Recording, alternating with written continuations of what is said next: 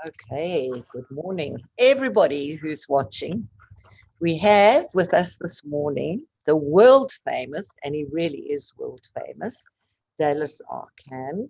He's a 3-time world champion hoop dancer. He's known all over the world, and you, Fort McMurray, are very, very fortunate to have him today. He's an artist, an entrepreneur, a musician, and his Aboriginal name is Dancing Buffalo Man. Welcome. All right. Hello. Good morning. Bonjour. Tanse, everybody. I'm Dallas Arcand. It's a great honor and a privilege to be here today to share with you a little bit on Indigenous culture and to be there in Fort McMurray virtually with you is my great honor and privilege. So this morning I would like to start things off with a little song with my drum here and my homemade drumstick. Actually, I made this from a spruce tree, and it was I found a branch. Actually, I got this in Banff. You guys know where Banff, Alberta is. One time I had to do a show there. I didn't have a drumstick, and I was like, "What would my ancestors do? What would my ancestors do?" My ancestors were very, very resourceful people because they lived off the land, and they prided themselves on living off the land. So it wasn't hard for me to just go and find a drumstick. There was a whole forest of trees, and I saw this branch, and I was like, that would be a perfect drumstick. So I carved it, made it, and I kept it ever since. And this has been the best drumstick I've had for my drum because it really does the trick hitting the drum. And it feels right and it sounds right, and that's all there is to it. So how we do things in our culture is we always start off with an honor song. So, if we're starting our day in the morning, we have a sunrise ceremony where we smudge and we pray and we say thank you and we're grateful for the day. Just like how the trees are. If we look at the trees are like this. Trees teach us like, thank you, sun, thank you, rain, thank you for another beautiful day. So often you'll see Indigenous people, they'll go like this, they'll raise their hands just like a tree does, and they say thank you. So one of the things that we do in our culture is that we always share an honor song to honor the day, to honor our ancestors, to honor the people in our community, and to set the pace of a good day with a good song. So I'm going to start off the song this morning, and this is kind of a it's kind of an honor song to just to honor the day. This is a very old song that I learned a long time ago, and it's a traditional song. So I'll explain a little bit more later on the difference between contemporary style Indigenous singing or traditional old style singing. So I'm going to do an old style singing, and old style basically is just without any words. It's just singing, right? It's just vocals, kind of like opera in a way, or it's just singing, with the melody and everything. So here we go. Here's the morning drum song. We're gonna start things off. So here we go.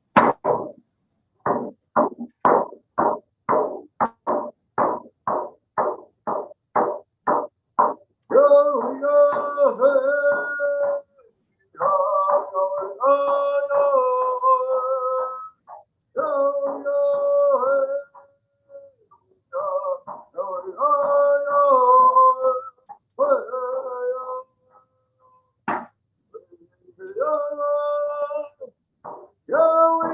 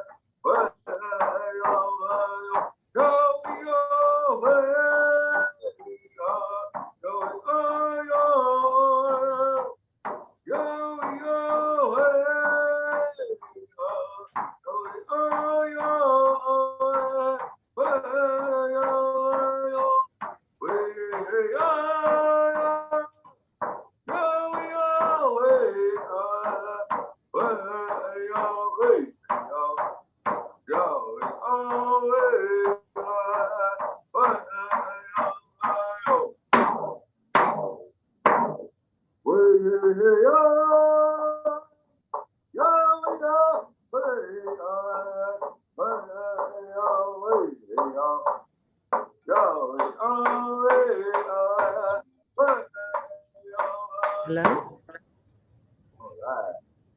All right. I just Darcy can't get his link to work, and I can't get it to work on my laptop. I'm just going to see. All right. So there you go. There's the very first.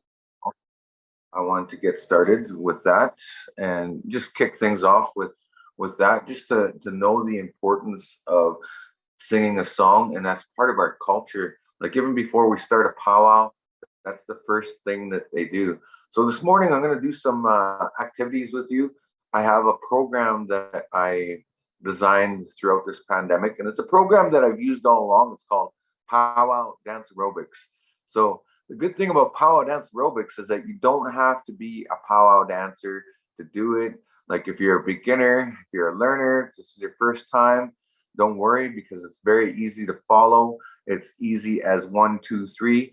And even if you are a powwow dancer and you know about powwows and you've danced at powwows, you can also do powwow dance aerobics. That's the beauty of doing powwow dance aerobics, because it's a way that I've actually done myself for many, many years to stay in shape with my hoop dancing and my powwow dancing. I've always stayed in shape and stayed current with my dance moves and everything like that by dancing every day.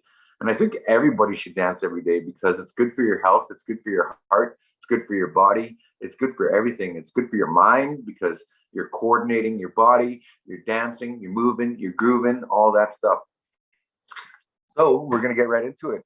I got the music queued up here by one of my favorite drum groups, and you guys can check them out. Yeah, you can find them since you guys are virtual, you're online. Maybe you can check out on YouTube one time, check out the Young Bear Singers. They're called the Young Bear Singers, and they are a very, very beautiful singing group. They sing old style singing, and they sing a lot better than I do, that's for sure, because that's why they're a singing group, and I'm not. I'm just I'm a dancer, but I do like to sing. I actually learned to sing before I can dance. So, anyways, what we're gonna do is we're gonna start off with some basic steps. Just a right, left, 1, 2 step. That's all you got to do. So follow along, and we're gonna go through this song. It's a very quick song. It's only gonna be about 2 minutes. So if you guys are ready, I want you guys to get up out of your seats and get up and get ready to dance. We're gonna do powwow dance to the Young Bear Singers. So here we go. All right.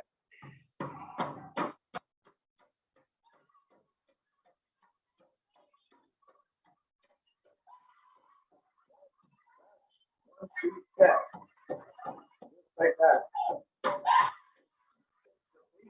Powwow.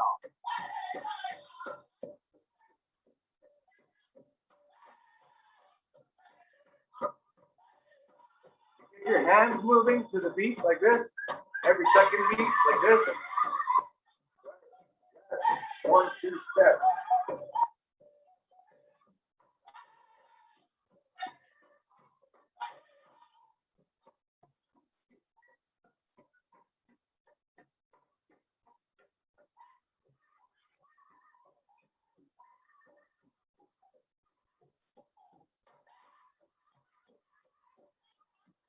Now, once you get used to that, just put a little hop into our step like this, a little bounce.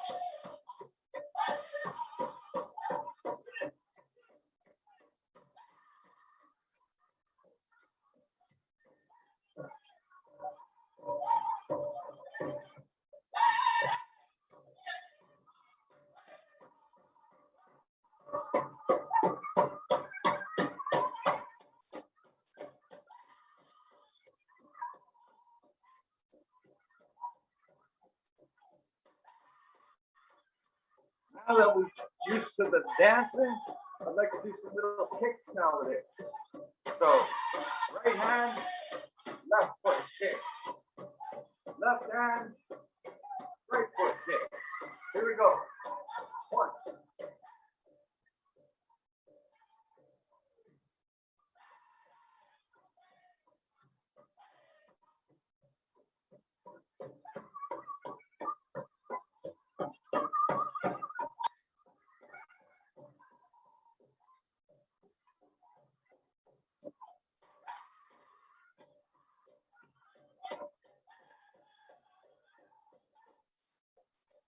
All right, now let's switch it up and do dance on one leg, and we'll go in a circle like this.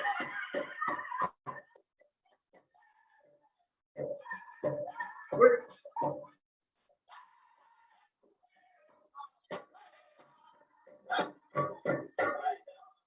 All right. Awesome. So that was the first song. Now, if you got a little bit of sweat, that's great. That's what your body needs. Your body needs to sweat from physical activity. That's the best way to release the toxins in your body. And it's a good way to stay in shape because the body is like a finely tuned instrument. You must always stay in tune with that. So that's the beauty of powwow dancing. Is it's a great way to stay in shape. It's a great way to connect with the culture, all cultures around the world. And if you guys ever been to a powwow, basically you can ask questions later after this presentation, or you can share that after the presentation if you'd like in the comments. And as well, powwow, just so you know, every different nation across North America has these powwows, and including my nation, Alexander First Nation, we have a powwow every year. So every year across North America, every different nation has a powwow. And the beauty of powwow is that everybody's welcome all the time. Everybody, doesn't matter where you come from, doesn't matter if you're indigenous or not, you're always welcome into the circle, whether you're a spectator, whether you just want to go there and try some of the authentic foods like the fry bread or the bannock, or the authentic experience of being at a powwow. And everybody's welcome inside of the circle as well, on all different levels, on the outside, watching the dancers as well. They invite visitors to come and dance in the intertribals. So that's what a powwow is. It's a celebration of all nations. Every different nation across North America has their own version of a powwow, but it's one and the same because we all have a universal connection to dancing to the beat of the drum. Now, let me explain the drum a little bit.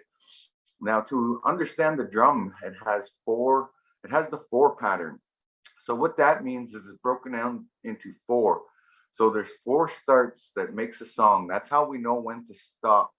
That's how we know how to dance to the drum, because within that four, there's another four. So four times in that four, there's the lead singer, which you'll hear. I'll give you that explanation. So the lead singer sings, and then the rest of the singers repeat what that lead singer has sung in the melody. So that's part two. That's where you call the pickup. And then part three is the verse. And so that's verse one. And then part four is verse two. So verse two is where you hear those really hard beats, as well as the rest of the drummers are doing this. And then you hear that boom, boom, boom, boom, boom, or else a boom. You hear those honor beats. That's what we call check beats, honor beats. And that's how you know to do your best moves as a dancer. That's how you know to do some of your best moves, to show the drum that you're connected with the drum, to show the people that you're in unison with the drum, and that you're into the vibe, your soul's into it, your spirit's into it, everything like that. So that's what it means to be a powwow dancer. And that's where a lot of this comes from. So how that four pattern works is they repeat that four pattern four times. So I want you guys to listen to that now as I go through these beats here. And let me just play a fast song. So let me just do this song here. So this one's only, about 2 minutes. So here's the lead singer.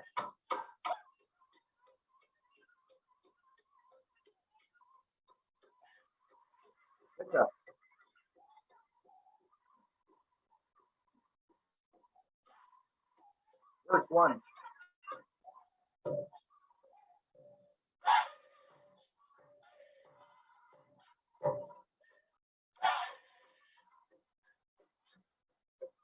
Verse two.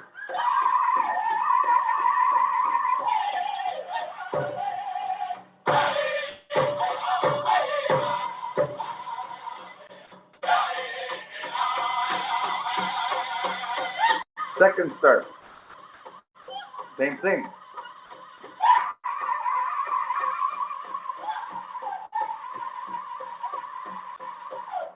Verse 1.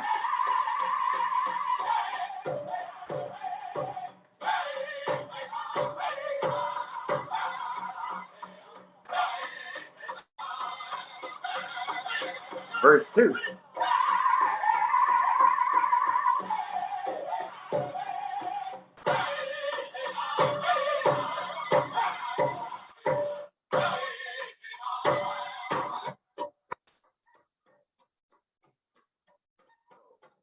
Start now.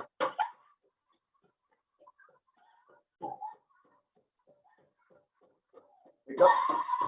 Verse 1.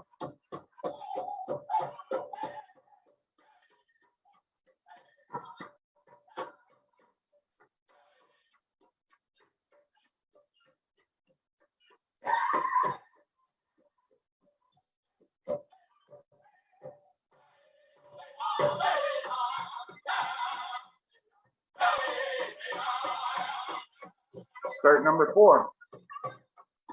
Lead. Pick up.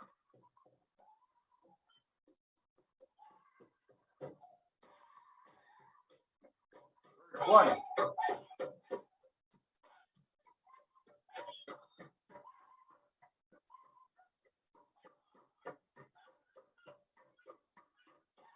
Verse. This is where the song finishes now.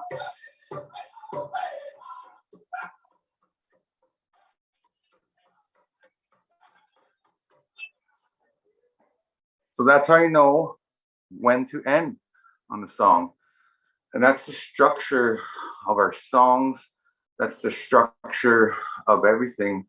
So I just thought I would share that with you, just because a lot of times people don't understand our culture and what it's about. So the reason why we use the 4 structure, because everything in our culture comes in 4s, like the 4 seasons, right? We're in spring right now, approaching is summer, then there's fall, then there's winter. So it's basically in sync with nature and Mother Earth and all the beautiful teachings from that. As well, another cool thing about that is it represents for the 4 directions of Mother Earth. So it's in sync with that as well. It makes a complete circle. So like I said before, everything in our culture comes in circles, and it's really significant to that very meaning. And the beautiful thing about our culture is that, you know, everything we do is always in 4s. So if you go to a sweat lodge ceremony, they have 4 rounds. You know, every round's a different round, and that's what completes the ceremony. And you know, even when we have the medicine wheel, which some of you might have seen in your schools, some of you might have seen them in indigenous pieces of artwork here and there. If you ever see a wheel with 4 colors, the 4 colors are white, yellow, blue, and red. And some cultures use black, though, like the Sioux people to the south, they use black. But for us Cree people, we use blue. So there's blue, and there's red, white, and yellow. And those represent for the 4 colors of humanity. They represent for the 4 colors of life on Earth, and the 4 types of life. It just goes on and on and on. The 4 stages of life, which is you know, when you're born, when you're a child, then there's adolescence, then there's adulthood, and then there's elderhood. So basically, that's what living a complete life is all about, and that's what the medicine wheel teaches us. It's in our teachings, it's in our songs, it's in everything that we see. So anyways, I'm going to move things along now and show you one of our other indigenous instruments known as the flute, or the wooden flute. It's made out of wood. I got 2 types of flutes to show you today. So this flute particularly is a flute that was gifted to me by a dear friend when I was down in Phoenix, Arizona. And the difference between our flutes and the rest of the flutes in the world is I'll explain it to you. So our flutes, they have a bird which sits on top, and this is the chamber where you blow into, and then it hits the bird right here, and then it goes back down, and then comes back up, and then it goes over these 6 notes. So these 6 notes are very, very specific to our style of flutes. So we don't have anything in the back like how your recorders do in school. You know how you have a thumb piece there to block the air or to change notes. It's very, very different. And these are in a pentatonic scale. So pentatonic scale is the same scale that you play the blues in. And the other cool thing about our flutes is they can imitate any bird sound in the world. So it's back related to the bird. So when I started playing flute, I was very inspired by the flute itself, just because of how it sounded, and also the history behind the flute.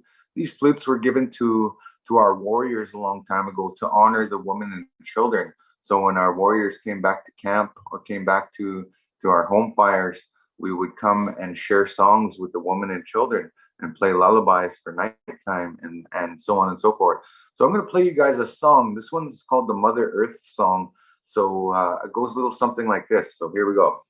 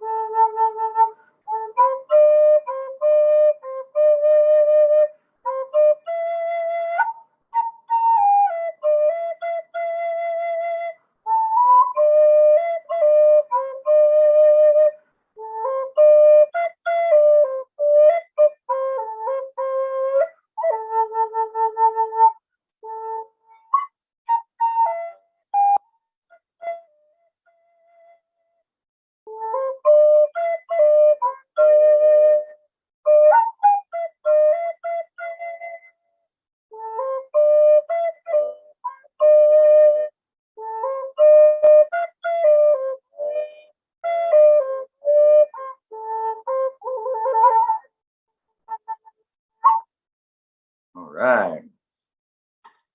Well, there you go. There's the flute, one of our traditional instruments. So I have another flute to show with you. Since we're on the flute topic right now, I wanted to share with you this flute here. So this flute is very different from the flute that I had before. It's a lot bigger, it's wider, and the cool thing about this flute is it's actually made out of ironwood. So it's really, really super solid. You could probably use this for a lot of different things. So ironwood is very solid. So the other cool thing about this flute is it's actually a double barrel flute. So it has 2 chambers, so you can play a little bit more notes with it. And this flute was gifted to me by a good friend of mine, Dennis Weber. He's also a direct descendant of Louis Riel. He's a Métis artist. So if you know about Métis people, basically they're a mixed people, and they're different from indigenous people. They're not just indigenous; they're a mixture of indigenous and European roots. So, anyways, I just thought I would share with you this double barrel flute and play a little bit of a song for you today. And this song is actually off of one of my very first CDs. And if you guys are online, maybe check me out later. You can search up Dallas Arcand, and it's from my album Sacred Sweetgrass, because I have 4 flute albums. Can you believe that? I have 4 flute albums because I'm a musician too. So I've done everything from hip hop music to flute music to electronic dance music, and now singer songwriter. I do music with my guitar. So there's a lot. Indigenous people were not just drums and flutes and powwow. We also do music as well, which is really cool. There's a lot of very talented Indigenous artists all across Canada, and some of the very famous ones are Cashton, Buffy St. Marie. You guys know Buffy St. Marie. I'm sure you guys are familiar. There's a lot of very talented Indigenous people, and I'm sure many of you are talented as well. So Never be afraid to share your gifts and your talents. So anyways, this song I'm going to play is off of my very first CD. It's called PSIM. PSIM is the word in Cree for sun. So remember that word. Anytime you hear the word PSIM, or you hear the word or see the word PSIM, just know that that means sun in our language, in our Cree language. And that's the Cree word of the day. So there you go. So here's the song, PSIM. Here we go.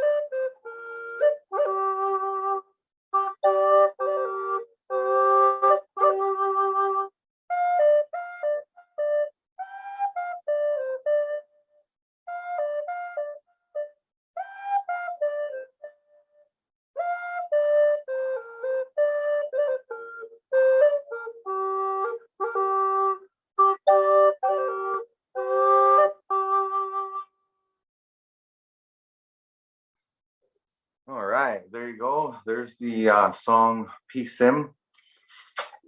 So now that we've had a chance to do some powwow, and I want to really put a little bit more emphasis on the actual aerobics part of it, and get you guys dancing. I want you guys to get up again. Now you guys know a little bit about the drum, a little bit about the songs and the dancing itself. Now I want you to put a little bit more effort into it, and let's go through a little bit more dancing here. So if you guys can get up and do a little dance, I would like to go through this with you one more time, and then we're going to do a little stretch, and then I will actually just need to check the time here, make sure that we're on time. Okay, yeah, we got time. Okay, we're good, because I have some awesome things to show you guys. I've got some cool things, like all this beadwork on my outfit, and I got some cool show and tell items to show you guys today. So with that, I want to get grooving again. So if you guys are ready, let's get up, let's get moving, and let's get stepping, get that heartbeat moving, and get your body grooving. So here we go. Here's one more song for you.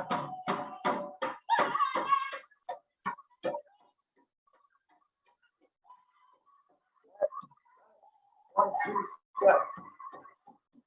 So once we get this going, more moves to show you.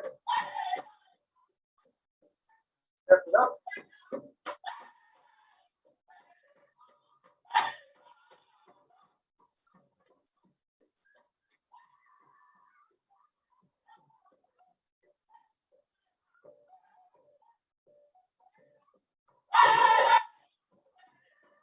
Okay, now I want you to twist your heels in and out. In, out. And like this.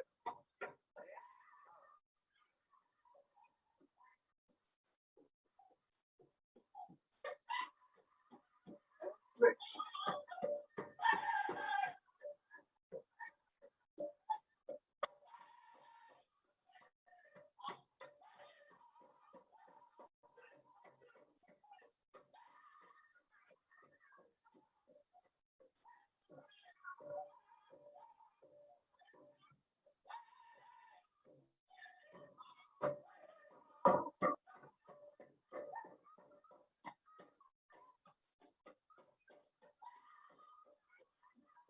All right, now we're going to do a 3-point leg. It's this forward, side, back, side, forward. And we're going to do that left and right. So here we go.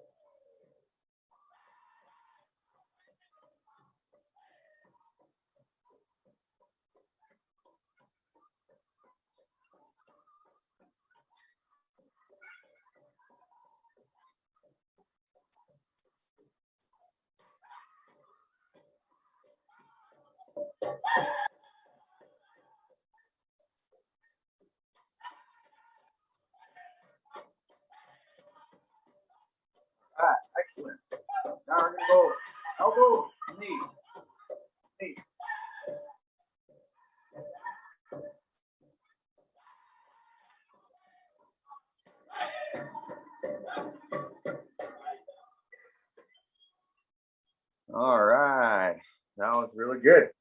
Okay, so now that we've got ourselves moving and grooving, I'd like to go through a little stretch routine with you.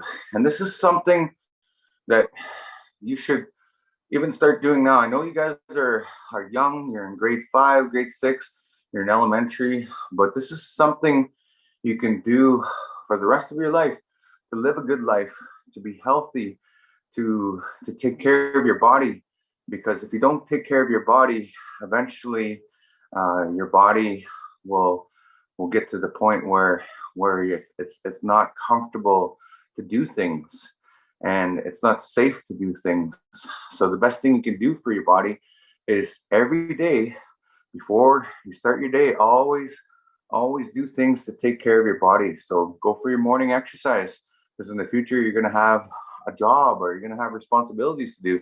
Even now, as young as many of you are, you got to take care of your body before you go and do stuff.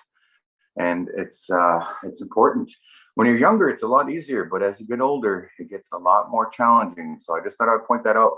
So now that we've warmed up, let's do some stretches. So we're going to stretch out the wrists like this. Just let your wrist stretch. It relieves the tension there. And now we're gonna do some circles like this.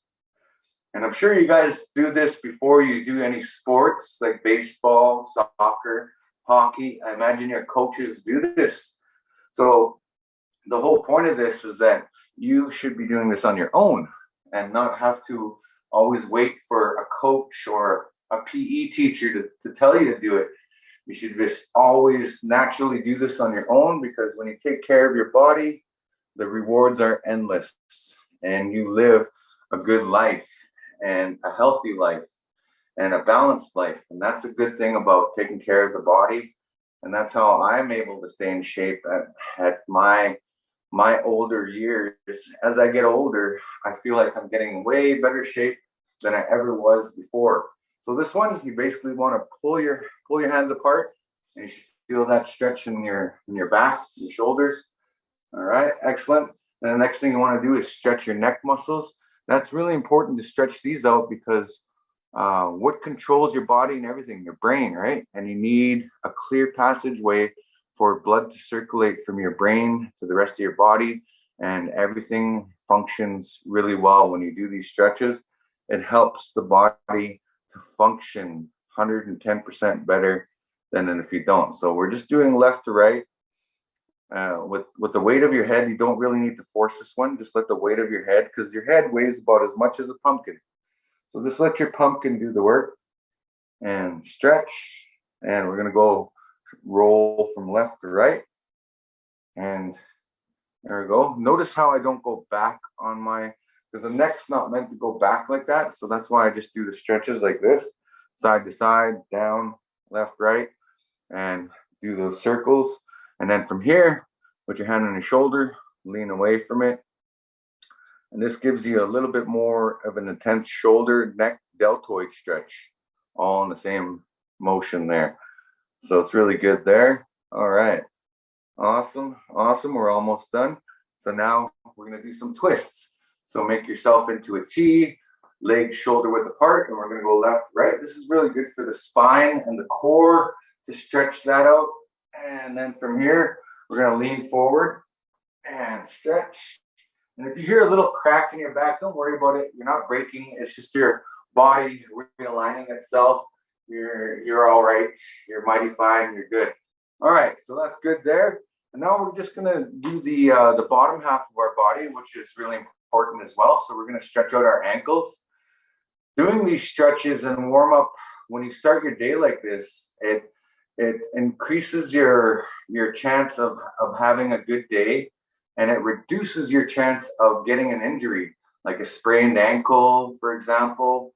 I can't guarantee that. Like, I can't guarantee you're not going to step in a gopher hole, but I'm going to say that that if you do this, it's going to reduce your injury if you do so happen to unfortunately get an injury of any sort.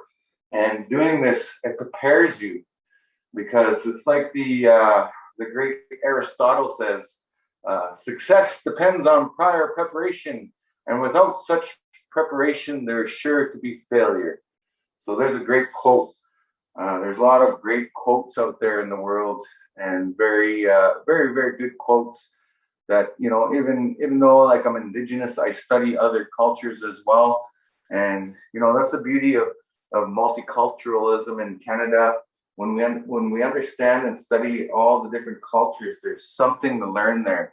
There's something to learn in every culture. So that's why I'm glad I was invited here to come and share with you guys today, to share a little bit of indigenous culture and show you who we are, because a lot of people have ideas of who indigenous people are, but nobody really fully understands. It's something that you have to live. And so I just thought I would share that with you. So anyways, we're pretty much done. Do this one if you can. Keep your legs straight, touch your toes. And then that's pretty much it. All right. So I wanted to explain to you a couple of different things here. So what I have here is a couple of different items. So these are my wrap moccasins. These are the ones that they're like a high top sneaker, and you wear them as a wrap. I'm sure you guys have seen people's moccasins. These are something that you can't buy in a store because they're handmade, and you know, it's all leather. This is what my ancestors would wear, and the beadwork is even a little too much, because it's like, and even this stuff on there, and these are kind of even more modern. Now, what I wear for dancing is totally different. So I have a hybrid, which I wear for one of my dancing outfits. So this is like beadwork on moose hide, and we've got some buckskin on here.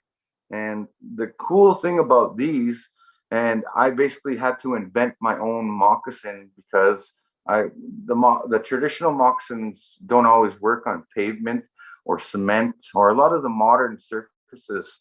So I've had to modernize my moccasins, because traditionally they're only meant to be on the land and on grass, and they're perfect for that. You know, you can walk anywhere with them pretty much in nature, and it's perfect. It's very environmentally friendly and ergonomically friendly.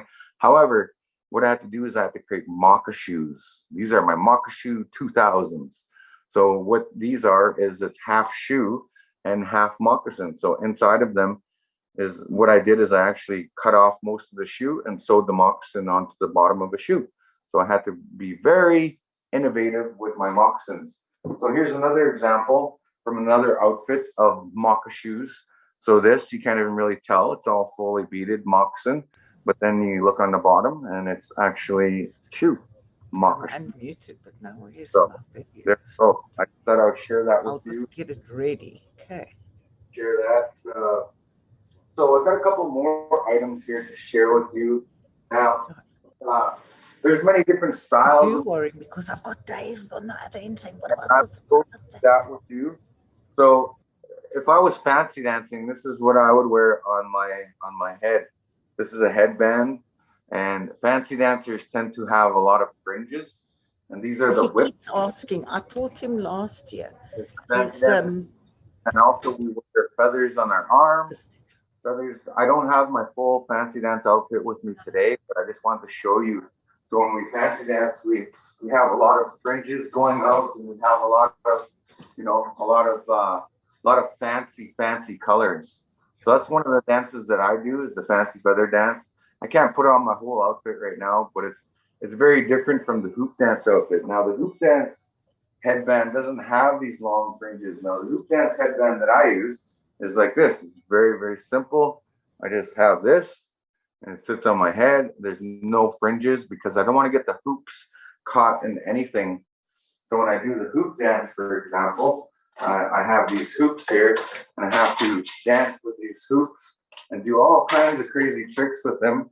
And while I'm dancing, shift into different shapes and different positions. So if I had those long fringes, they would be just in the way of what I'm doing. And basically, that's my style of dance that I do. So I think we're getting to the point now where We're in the last 15 minutes. So one more thing before I finish things off today, I wanted to explain to you the difference between a modern hoop and an old style hoop, which these style of hoops were what our ancestors used a long time ago, way before Walmart, way before Home Depot, way before we ever had cities or towns. When indigenous people lived off the land, these were made by our ancestors. This is a red willow hoop. It's made from red willow, and as you can see here, it's joined together. And traditionally, they use sap as like a glue, as if you know tree sap, like the spruce tree sap or the pine tree sap. You can use that sap. It's very, very sticky. So that's how they joined it. They shaped it in the shape of a circle because the red willow, if you guys know red willows, they're really, really flexible material. They're the most flexible willow out there to use, and they use them for all kinds of things. Use them for dream catcher making, use them for hoop making, use them for basket making, use them for drum making even. Like a long time ago, our drums, you just put a bunch of red willow circles together and that made the perfect drum frame. So that's the difference. So this is the red willow hoop. Very, very different to dance with and to work with. And the feel of it's different. The way you dance with it's different. And everything all together, it's very, very different to use the red willow hoop. And so the difference is you can't bend it, okay? You can't bend it or anything like that. So a lot of today's hoop dancers, we use modern hoops, which are made out of plastic, and we measure them different because the red willow hoops, we couldn't really do the same things. But these ones, today's modern hoops, are made precisely exactly the same to everybody's body type. So for example, I'm 6 feet tall. So this is the best way to measure my hoops is my arm length. So I basically hold the hoop like this, and that's the size of our hoops. And the reason why is because of body proportion, body size, and body type.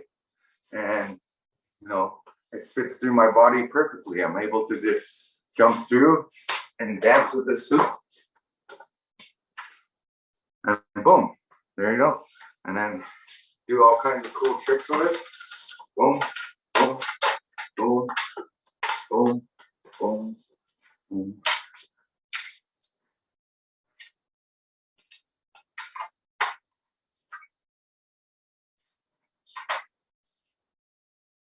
So there you go. There's basically, in a nutshell, everything I do.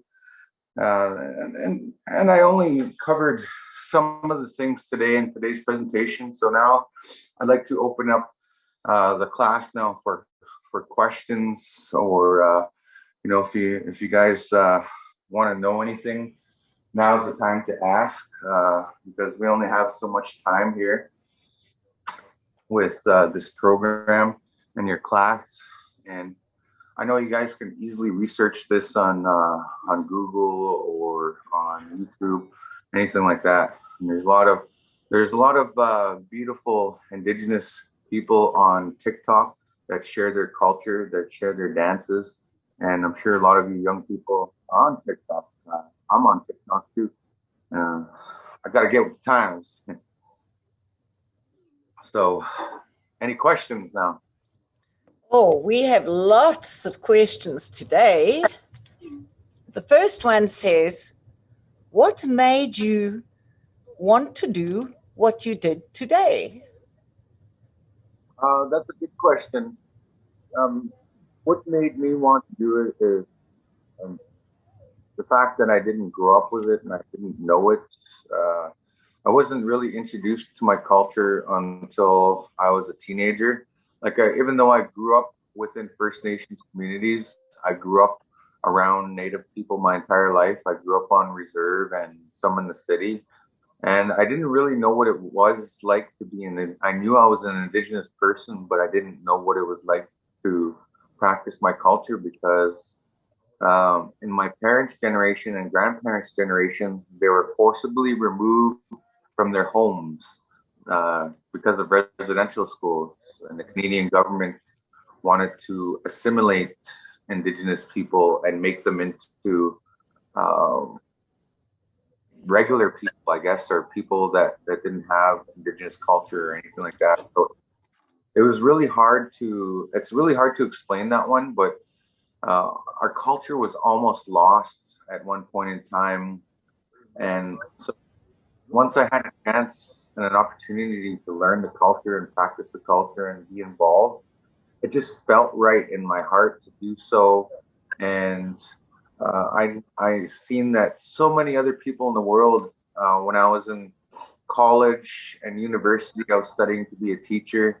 And I seen how many thousands of people are trying to be teachers, doctors, lawyers.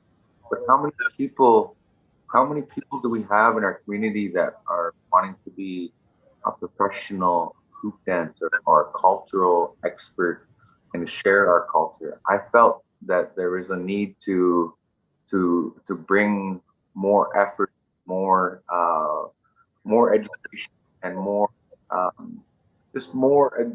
It needed it. Basically, is basically the way I can explain it in the simplest form. Is it was needed. It was necessary that for me to take this path, and I've never looked back ever since. I've been doing this full time. I quit my job when I was 24 years old, and I decided I wanted to be a professional at this, at hoop dancing, at music, flute playing, being an artist, being an entrepreneur. So hopefully that answers the question. I apologize if it's a little long-winded answer, but I had to share that with you. That is wonderful. Thank you. So I'm going to read you not the questions, but some comments. So one says, this dance is a very beautiful dance and they have a nice culture. It would be a pleasure visiting this place if we had the chance. And then another comment says, that is really beautiful music. And I used to play the recorder. And another one, a question is, can you play the Mother Earth song on a recorder? Sure. But if I can play modern songs on my flute, it is possible that you can do the song on there, and all the Mother Earth song is just like this. Like,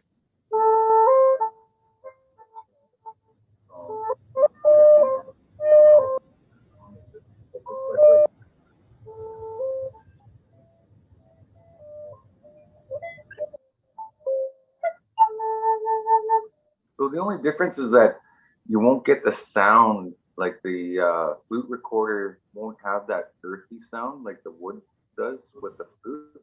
So that's the difference. So now let me show you how a modern song sounds on the flute. You guys might recognize the song.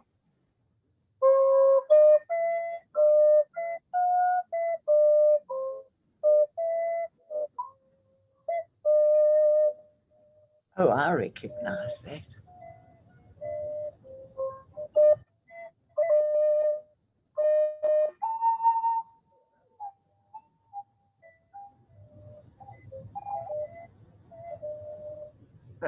There you go. You guys know that song, right? In the jungle, the mighty jungle. That's an old song. So if I could play that on there, then it is a possibility that you can do the Mother Earth song on the recorder. So thanks for asking that. Okay, and then Hassan says, do you know a lot about Louis Riel? Yes, actually, Louis Riel was very first premier of Manitoba, and he actually led the Riel Rebellion, which had to do with Métis people, Indigenous people, and early white settlers. And basically, it was kind of a struggle back and forth because the Métis people, they weren't exactly accepted into Indigenous people's tribes because they were a mixture of European and Indigenous. So they became their own race on their own. And Louis Riel had a lot to do with leading those people because, you know, this new race of people, which were a mixture of European. from intermarriage or interracial relations, where non-native people would marry native people and they would have children. So Métis people became a product of this. So Louis Riel was very key in leading this rebellion and recognizing this and leading the people, what is now known as the Métis Nation of Canada.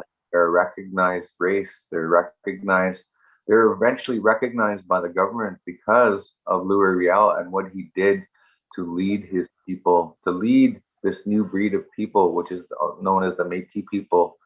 And I guess myself, I can relate to this because I'm mixed too. I'm not a full Indigenous person, but even though like I have full status, I belong to a First Nation. That's just how the cookie crumbled for me, if you may. So I do know a lot about Louis Riel, and I continue to learn more. So by all means, definitely teach me more if there's something I didn't mention there. So yeah. Okay, thank you. So we've got some lovely compliments. I really love your music, and I'm a big fan, says Muhammad. And Neela says, that is beautiful. And Lakin says, how long did it take for you to learn the songs?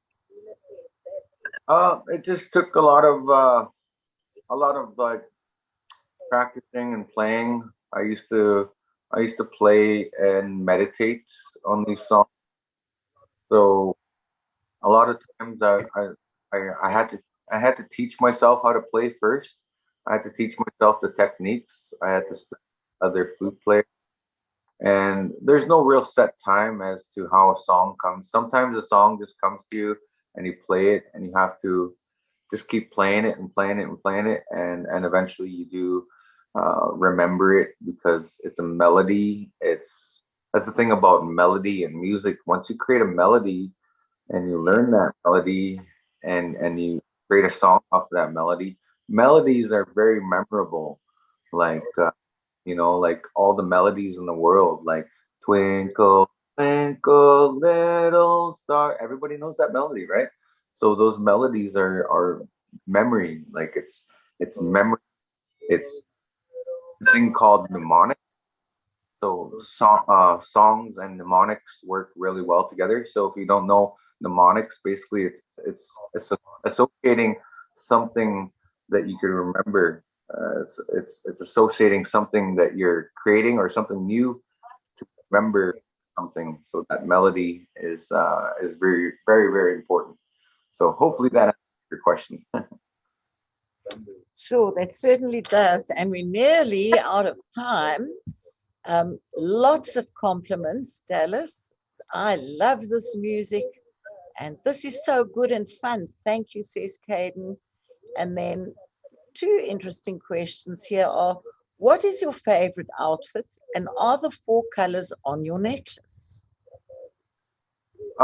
The 4 colors aren't on my necklace because these are my personal favorite colors because of my name, Dancing Buffalo Man. I have the buffalo, and I have these colors for the fire.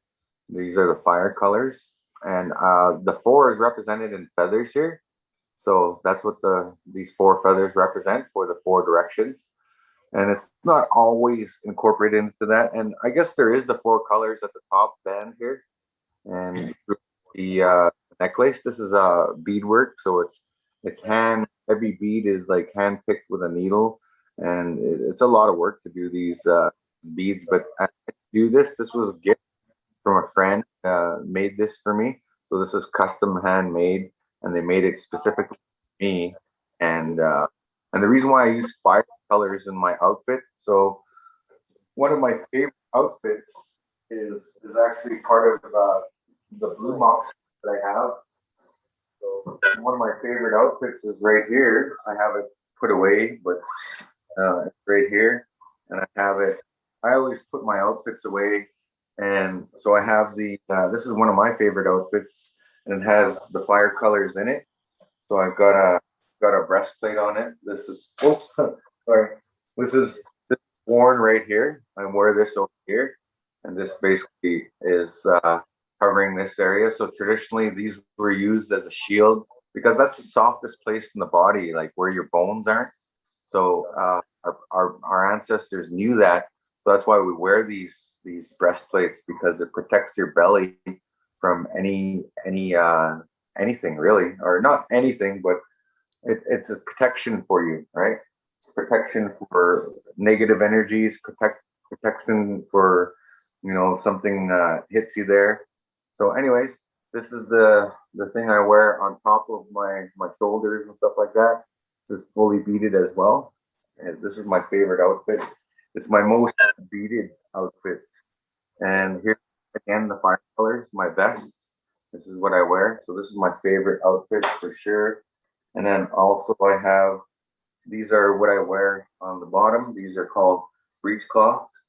So these go on the bottom part, you know, to cover up my bottom part. And actually, you know, it is modernized. So I have these shorts that I wear underneath here to blend in with these. So there's a lot of layers to it. And again, there's the buffalo symbol. So that's one of my favorite outfits, but I have other outfits that I wear too. That's not my only outfit. So thanks for asking that question. That gave me a lot of direction to share with you, and some of the that I didn't get a chance to share with you today. Dallas, that's really been wonderful. What a wonderful time you gave us. Thank you. And I want to remind all the students that you're back tomorrow and on Friday. Okay, awesome. Well, thank you guys. Thank you all so much, and thanks for all the love and all the questions. And you know, I appreciate this. And remember, whatever culture you come from, never be afraid to share that, because that's who you are, and that's the beautiful gift that you bring to the world. So I appreciate cultures all over the place. So much that it's even in my diet. I eat Indian food, I eat Vietnamese food, I eat Ethiopian food, I eat indigenous food. It's just part of my lifestyle. Like, I love different kinds of foods from different parts of the world, you know, Ukrainian food, you know, like all kinds of food. And that's the best way to know a culture too, is to eat their food. And then you really get an appreciation for the people. So I just thought I'd share that with you. One last message there. Thank you. All right. Thanks, guys. Well, have a good day. Tomorrow. Thank you, Dallas, very much.